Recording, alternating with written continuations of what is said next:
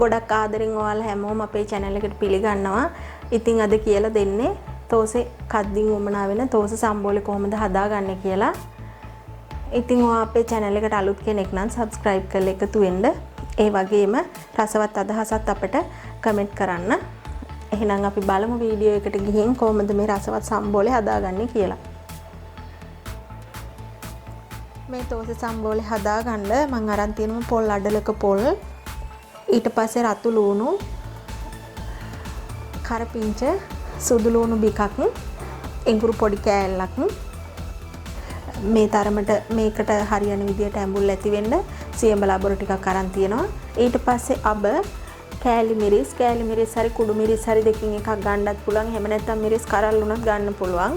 ඊට පස්සේ ඕන රස අනුව ලුණු, තෙම්පරාදුව දාගන්න පොල් තෙල්. මම මේ දැන් කිව්වේ තෝසේ සම්බෝලේට තෙම්පරාදුවටත් එක්කම වමනා කරන දේවල්. අපි මුලින්ම සම්බෝලේ හදාගමු. ඔයාලට මේක ගලේ අඹර ගනිද්දී ගොඩක් සිනිදුවට අඹර ගන්න අමාරු නිසා ගොඩක් වෙලාවට මේ විදිහට තමයි කොටා ගන්න වෙන්නේ. මම පොල් ටික එකතු කරනවා.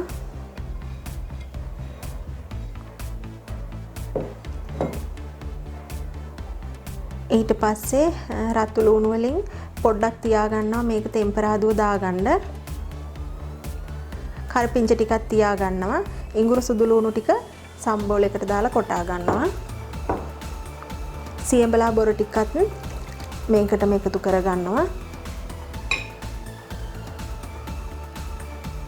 කෑලි මිරිසුත් ඔයාලගේ රස අනුව එකතු කරගන්න.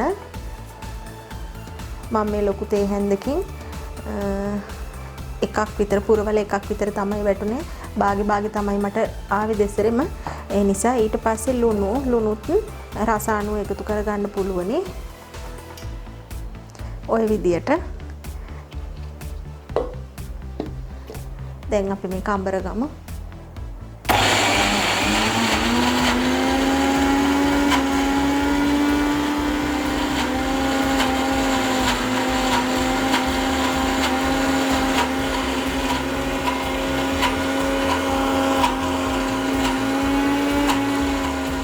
මේ විදියට හොඳට කෙටිලා තියෙන්නේ.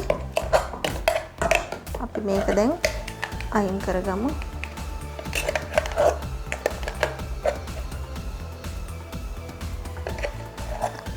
මේකට තෝසේ සම්බෝලත් කියනවා, පොල් චට්නි කියලාත් කියනවා.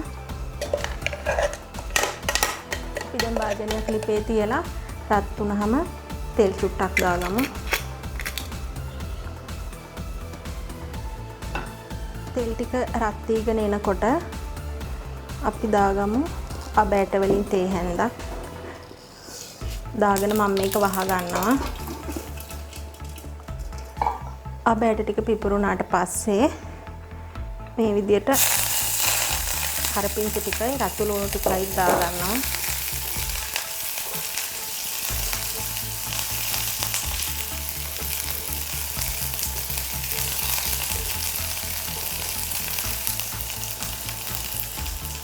මේ විදියට මේ තෙම්පරාදුවට ඔයාලට පුළුවන් වේලිච්ච මිරිස් කෑලි කපලා, ඒ කියන්නේ මිරිස් කරල් අඟල් කාලට භාගයට විතර වගේ කපලා මේකට එකතු කරගන්න පුළුවනි.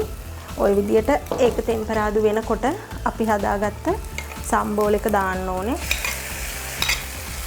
මම මේක අඹර ගන්නදී වතුර එකතු කරේ නැති නිසා මම වතුර චුට්ටක් විතර එකතු කරගන්නවා මේකට.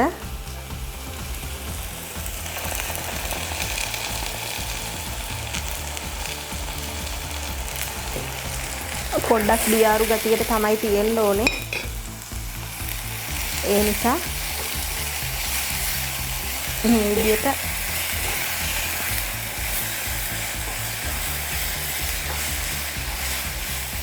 වතුර චුට්ටක් මම එකතු කරනවා. ඒ ඔයාලට වමනා ප්‍රමාණයට දියාරුව හැදෙනකන් වතුර ටිකක් එකතු කරගන්න. මේක සම්බෝලේ කොටන වෙලාවේදී එකතු කරන්නත් පුළුවනි. එහෙම නැත්නම් මේ වෙලාවට එකතු කරන්නත් පුළුවනි.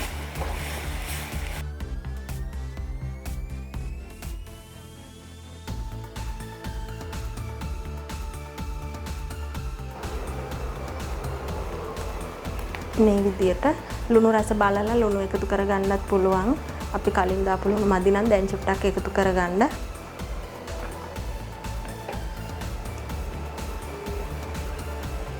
ඉතින් ඔන්න රසවත් තෝස සම්බෝලයක් හදාගෙන තියෙන්නේ. මම දැන් ලිප ඕෆ් කරගන්නවා. මේ වගේම තවත් අලුත් වීඩියෝ එකකින් ආය හමු වෙමු.